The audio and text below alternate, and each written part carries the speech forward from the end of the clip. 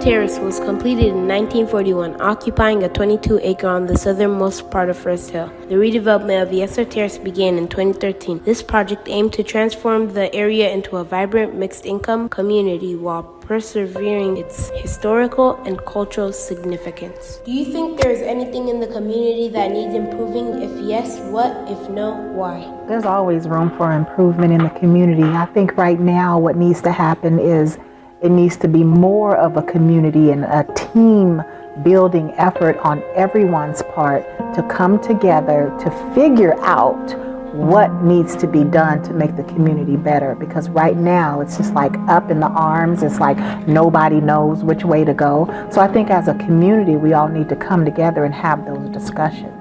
How have the new residents moving into the new apartments affected the community?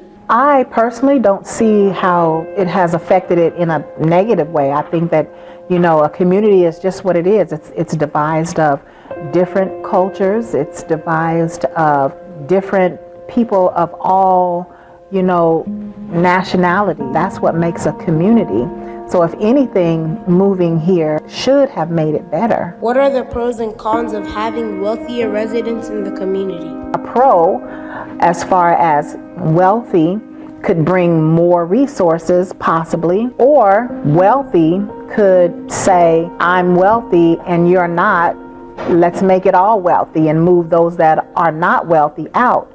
So it could be, a two-headed coin. I think that as we progress, we'll see how that works. How have you noticed the redevelopment affecting the youth around you? I think the youth are saying that there's not much for them, and I think that with the redevelopment, they need to think about who they're serving. They need to think about who's here. They also need to get out and network and listen to what the community is saying, especially the young people who are here. They need to get out and see what's on their mind, get their opinions on what it is that they want to see. As we move forward, the development can be a good thing, but if you're developing for just one group of people, then that's not going to fare good. The redevelopment is a $1.7 billion project that's main focus was to be a mixed-income neighborhood. The story of Yesler is still being written. As the neighborhood evolves, the challenge will be to balance progress with preserving the community's heart and soul. What do you think of the redevelopment? Well, we still got a lot more to do, just a little past mid-construction. I think there's a lot of opportunity still left with the redevelopment, an opportunity for building a sense of community, a sense of place, building relationships and things like that. A lot of excitement yet for the neighborhood. If there was one thing you would change about the redevelopment, what would it be? Ensuring that residents have a voice throughout the process. Initially we had different developers would come and speak and say, hey, this is what we're planning to build. This is how it's going to look. During the pandemic, we kind of got away from that, and I would like to get back to that. When we're talking about restaurants and stores, residents could say, hey, this is what we would love to see. That's their buying power. They have, there's a collective buying power. Do you think the community needs improving? If yes, what do you think needs improving? If no, why?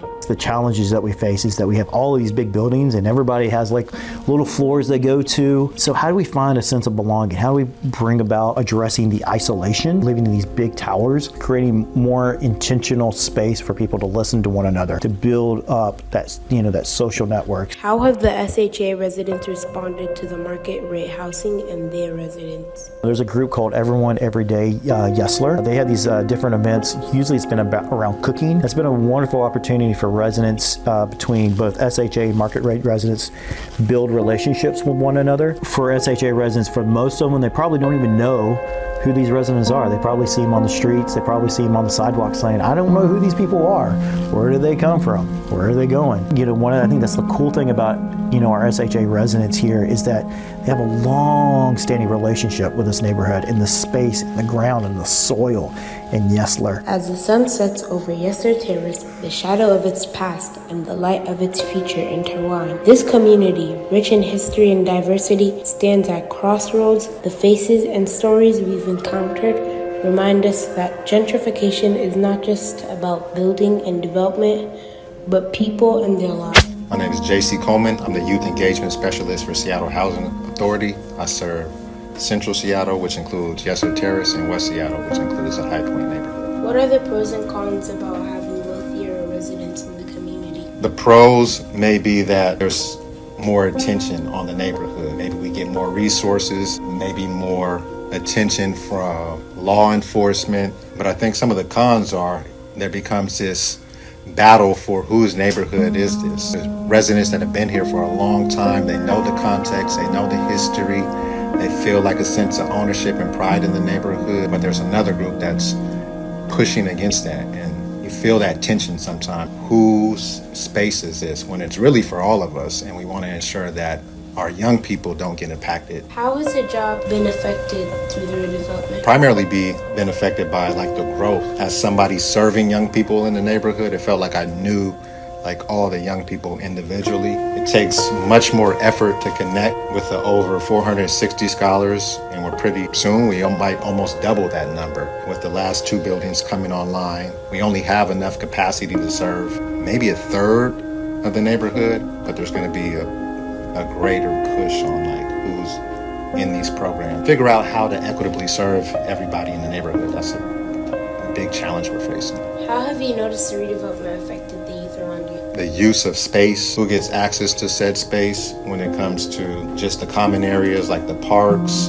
the community center, things like late night and programs that attend to young people. We don't really have those. In lieu of those, we have programs for like volleyball or badminton and things like that, but there's not a whole lot in the neighborhood that really looks to serve like our young people on a more consistent basis. We're really hyper-focused on supporting programs like MMRTI, Fearless Ideas, the youth tutoring program, and trying to see how we can, build capacity as a group to ensure that we serve our young people here. This shows that the redevelopment has affected most residents and most workers. Gentrification is not only about building, but people's lives and how it's affecting them. While the redevelopment provides a good place for more people to live, it can also make the area overcrowded. There may be more resources, but the people who have lived in the community longer starts to feel unwelcomed. In the future, together we can make more changes to only benefit the community.